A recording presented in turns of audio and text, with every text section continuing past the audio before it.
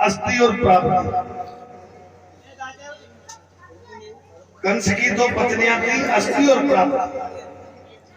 जब कंस मर गया तो अपने पिता जरासंध के पास जाती है, तो जरासंध से रो रो करके कहती है, तो जरासंध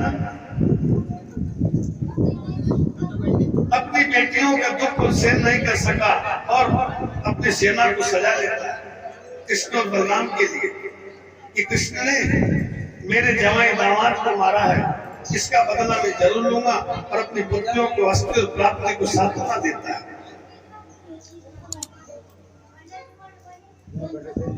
और मथुरा पर चढ़ाई कर देता है। जब कन्हैया ने देखा कि जरासंध अपनी सेना के सही मथुरा की ओर आ रहा है चढ़ाई करके, और मथुरा को चारों तरफ से घेर लेता है, तो भगवान श्री कृष्ण ने देखा, सारे मथुरावासी घबरा जाते कि अब क्या होगा, क्योंकि भगवान का अवतार तो पृथ्वी के भार भरने के लिए हुआ है। उन्होंने विचार किया कि अच्छा हुआ, मुझे इनको ढूंढना पड़ता भी, जरासंध सब राक्षसों को, दैत्यों को, इन सब सेना को लाएगा तो मुझे कहीं जाना नहीं पड़ेगा, अपना आप इनका वध घर बैठे में। जरासंध और कृष्ण का युद्ध हुआ 17 बार। भगवान ने जरासंध को हरा दिया, यानी बलराम तो जरासंध को मार गए थे, तो जैसे पकड़ा, जैसे एक सिंह शिकार को पकड़ता है, उसी तरह बलराम ने जरासंध को पकड़ लिया। और जैसे मारने लगा तो कन्हैया ने मना कर दिया, नहीं नहीं इसको मत मारो, क्योंकि इसको मार देंगे तो हमें परेशानी आएगी, इसलिए क्योंकि ये जिंदा रहेगा ना तो सब दुष्टों को ढूंढ ढूंढ के लाएगा युद्ध करने के लिए। तो यही गोविंदा नमूनों में कर देंगे, भैया इसको मत मारो, तो जरासंध को मेरे कन्हैया जी की छोड़ दे। अब जरासंध लज्जित हो जाता है और 17 बार आक्रमण करता है।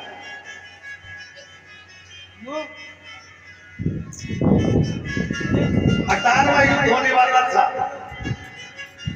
उसी समय नारद जी का भेजा हुआ कालिया यवन जो मलिक जी था, करोड़ों सेना को लेकर के, और वो जरासंध का मित्र था कालिया यवन, तो अपने मित्र की सहायता करने के लिए अपने मलक सेना को लेकर के आता है। और नारद जी ने से सारी बात पूछ ली कि भैया ये बता नारद, वो कृष्ण कैसा लगता है, मैं तो जानता ही वो कृष्ण कैसा लगता है।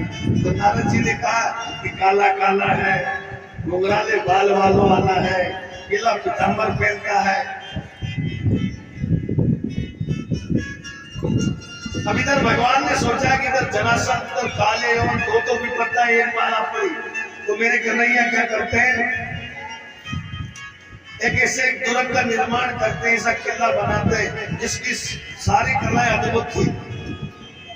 64 कोस की उसकी लंबाई चौड़ाई थी, और द्वारकापुरी जिसे कहते हैं उसको द्वारकापुरी का निर्माण करते हैं, और अपने स्वजन बंधुओं को द्वारकापुरी पहुंचा देते हैं और उनको सुरक्षित करके, और कृष्ण और बलराम जैसे अपने किले से बाहर निकलते हैं काले यवन और जरासंध से लड़ने के लिए।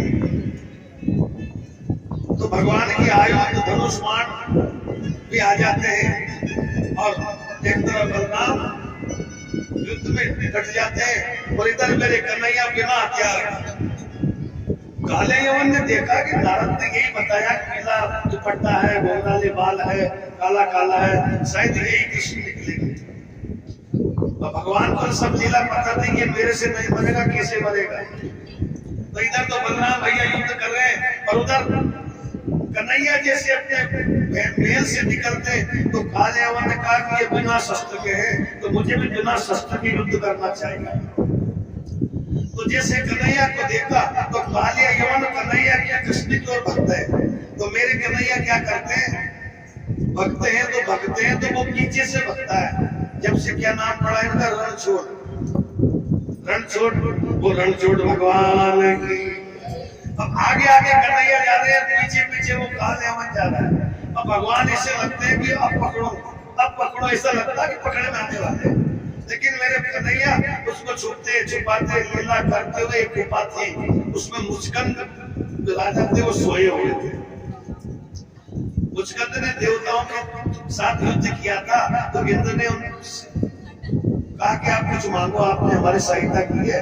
तो इंद्र से उन्होंने कहा कि युद्ध करते करते बहुत थक गया है, इसलिए मुझे निद्रा का वरदान तो मैं सोना चाहता हूँ, और मुझे कोई बीच में आकर के उठा ले तो मुझे मैं देखते हुए भस्म हो जाए, ऐसा वरदान।